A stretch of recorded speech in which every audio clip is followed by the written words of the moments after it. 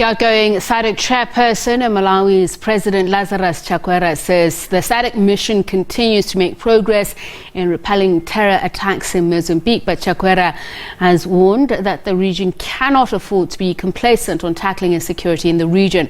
SADC leaders are meeting in the Congolese capital Kinshasa for the ordinary regional summit. Chakwera is expected to hand over the chairmanship to the Democratic Republic of Congo's President Felix Tshisekedi. Chilombo has more on that. Peace is central in achieving development for 340 million SADC population.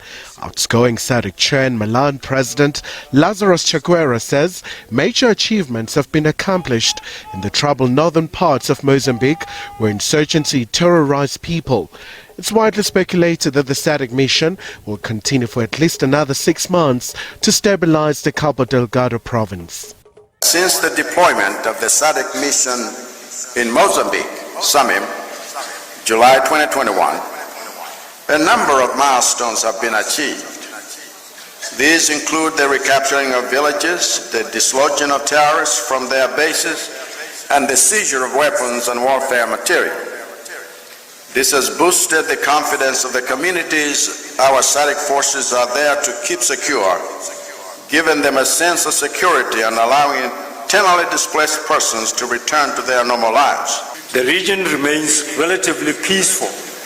Peace is critical for regional integration, and it is encouraging that the region continues to jealously guard the recorded gains for sustenance of peace and security. The summit is held in the Democratic Republic of Congo, and the eastern parts of the country battles ferocious bombardment from the M23 rebels. The upcoming SADC chair and the DRC President Felix Tshisekedi Chilombo says these are very extraordinary times. The organization of this 42nd summit at this very difficult time is a testimony of our commitment to contribute to the emergency of our community. Zambian President Hakainde Hichilema has given his maiden address and placed emphasis on economic recovery and thanked some of his peers for their tremendous support. Really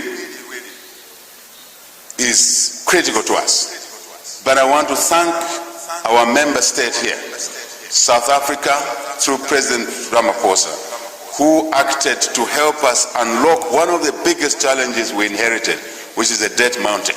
So we agreed, so far we've agreed the debt restructuring program with our creditors, and this program was chaired by China, co-chaired by China and France, but more importantly, deputized by South Africa.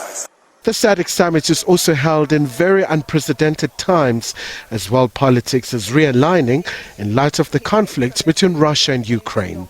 This has also seen countries facing enormous task of choosing sides, while the West has imposed sweeping sanctions against the Kremlin. Chilombo, SABC News, Johannesburg.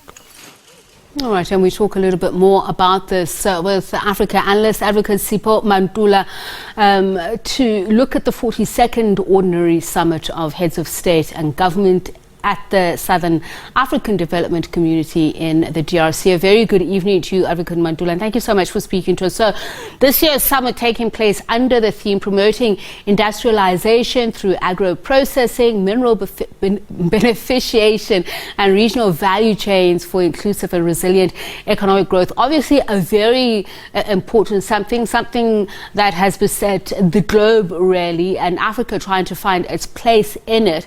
Given the recent diplomatic efforts, various countries, leaders, France, the US and Russia visiting the continent, what do you think will be up for discussion at this summit, particularly in terms of strategic direction?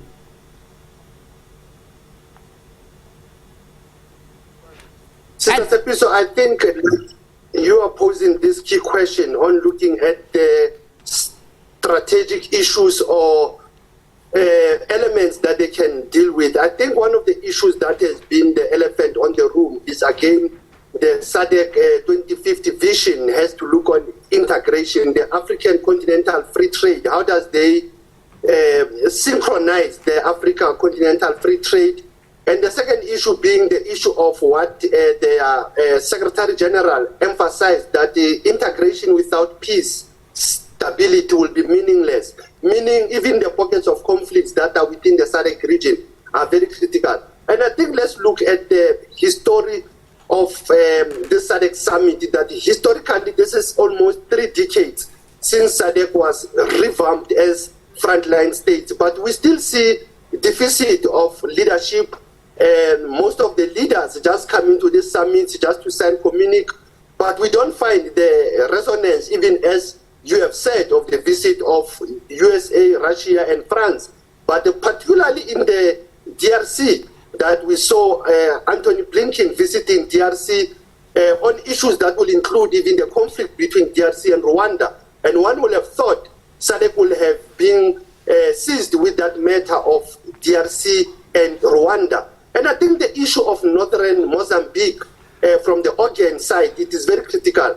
But some of us, so we feel that the issue of the non-state actors, it has been long overdue that most SADC member states, a day like this, it is called a SADC day, but we find less coverage, less emphasis on the SADC national committees that member states must create, must emphasize on people-to-people contact. When you see all those heads of state, it is worrying that it is only the heads of state and forget what we call people-to-people contact. Besides that, we know that there is a people summit that is going parallel to this SADC summit. And those are the issues, I think, they are very critical, and we cannot leave around the issue of Eswatini, because others will say, but why do we leave the issue of Eswatini? Because it was within Chakwera's chairpersonship. If we leave the issue as well of South Africa, Zimbabwe, South Africa, Lesotho, and the election project that Angola is within a week is going for the elections, those are critical issues that I think we should be focusing on. And finally, I was shocked when leaders already sending their messages to Kenya, when Kenya already is going through electoral dispute resolution stage. And I actually had wanted to ask you of your impressions of what's going on in Kenya, especially given what the IEBC chair is alleging with regards to the 4 members who distanced themselves. So it seems that there are clear allegations of election tampering with the results. Now, one would have said, looking at how events have unfolded, the partnership between President Uhuru Kenyatta with Raila Odinga and the influence of the incumbent on election results, that in a way this was expected, that there would be a dispute should William Ruto win the elections. But just share with me your thoughts on how all of this is going to influence the democratic project for Kenya, given that this was seen as a new electoral agenda, a new slate, so to speak, in terms of the political elite and their dominance of politics in Kenya. You know, so it is important for us to understand the deep state around electoral projects in Africa. When you look at the SADC, I mentioned Angola, Lesotho, but Hakainde spoke about Zambia, that how he felt that the heads of state supported him. But going back to Kenya, I think Kenya has this problem, and that problem dates back to 1997, that Raila Odinga, we saw him emerging during 1997 period, 2010, 2013, he went on 2017. So the trend in Kenya is that I think the electoral management systems or electoral management bodies in the African continent, there is still what I call politicization, interference on their independence. And at the same time, the lack of us Africanizing and finding a system of dealing with our electoral dispute resolution. Yes, Kenya only by 2013 started to have what I call electoral justice system ways of dealing with conflicts post-elections. So if, like I was listening to our Minister of Foreign Affairs talking about Kenya having managed to have this process. I think it is early because we have to allow people to ventilate, because electoral laws allow people that post-election can lodge presidential disputes. The only issue is the independence of the judiciary, and at the same time not to undermine electorates, because if one looks broadly on the question of Kenya, again, we saw the voter turnout being very low.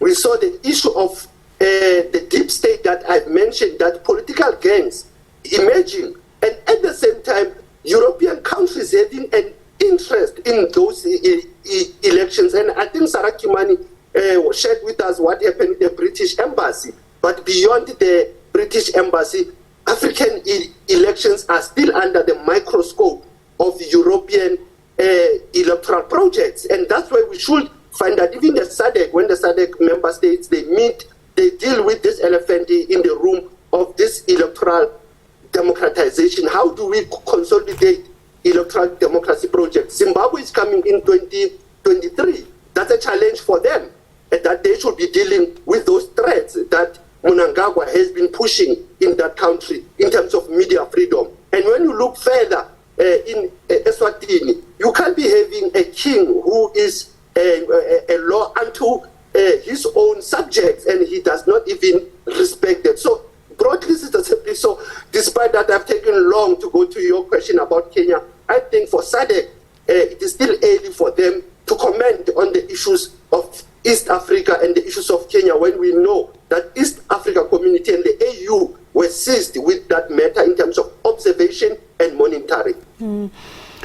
I mean, there's a great deal of significance in terms of where the 42nd SADC Ordinary Summit is taking place. The Democratic Republic of Congo, a new member of the East Africa community, but most importantly, at the center of ongoing conflict, strife on the continent. And this discussion taking place against the backdrop of Marcus Garvey's anniversary, and he a big role player in terms of Pan-Africanism and how we could enmesh the differing ideologies on coming together from the diaspora and the continent. What should we learn from the work, his body of work, Marcus Garvey, and how it should influence some of these things that you're talking about, and how the SADC summit should be approaching it? No, correct. So I think when you look at the Jamaican national hero and a Pan-Africanist father in Jamaica, Marcus Garvey, as we were talking about Kenya, what was running in my mind, I know that he had an influence through Jomo Kenyatta too. He was able to influence even Kenyan politics at an early age.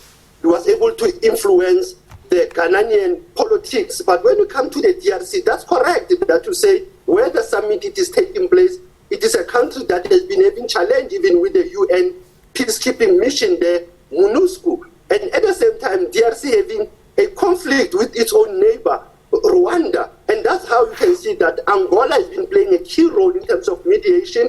And at the same time, at a later stage, we saw USA's secretary claiming to be playing a mediation role in that conflict, making SADC to be meaningless and to be very limited with their intervention, even in the conflict of DRC. But looking at the legacy of Marcus Mosiah Garvey in the African context was that the leadership crisis that we have in Africa will require that African leaders must be servant leaders, must understand that to be a leader in Africa, you need to go through pain, you need to go through death, you need to go through separation. But most of our leaders, we see them being very lenient towards one another. There is no what I call an oversight. There is no even the foresight of these leaders, and meaning the peer review of the SADC leaders, they don't learn from Marcus Garvey. And I think even the issue of African diaspora, the SADC must take advantage of, because he had an impact in Namibia, South Africa, in those 8 years.